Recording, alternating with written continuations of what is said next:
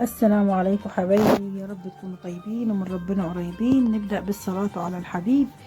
النهاردة هنعمل مع بعض صينية بطاطس بالأجنحة اللي احنا كنا جايبين الفراخ اللي خليناها وعملنا بيها الكفتة وعملنا بيها الناجتس.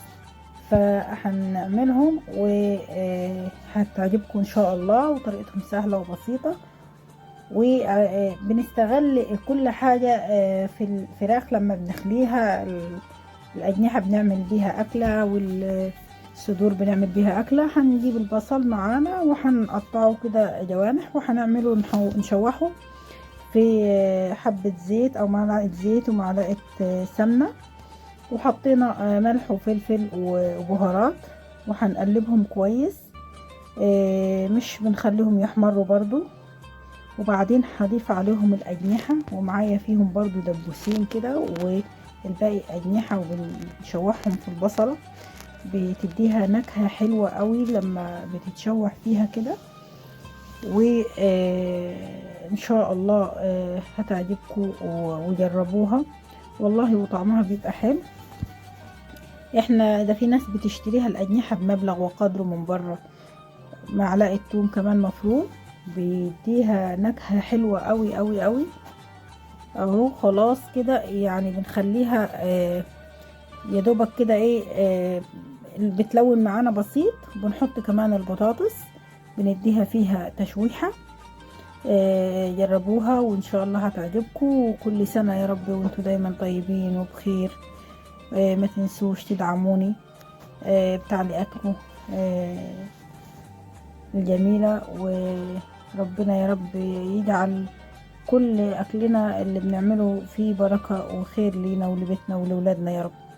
حطينا عليهم الطماطم المعصورة، وقبل الطماطم طبعا حطيت زي ما شفتوا قرن فلفل أحمر مخرطة أو أخضر، أي قرن فلفل عندك برضو يديها ريحة حلوة وطعم حلو. طبعا احنا مش محتاجين شوربة، لأن هي كده كده فيها الأجنحة وفيها هتعمل شوربة يعني. خلاص دخلناها الفرن هتستوي. نعمل السلطة بقى بتاعتنا بالبنجر والجزر والخيار والكزبرة والفلفل الأحمر والفلفل الحار حسب الاختيار، بس هو بيدي طعم حلو قوي للسلطة. والجزر بشرناهم بالمبشرة. طبعا السلطة عملناها كتير وكله عارف السلطة بتتعمل ازاي. وهنقلبهم كويس مع بعض. بشرنا كله بالمبشرة ما عدا الطماطم. فالسلطة والله بتبقى حلوة وجنب الأكل ومغذية برضو، وخاصة لما تحطوا فيها بنجر حلوة للأطفال.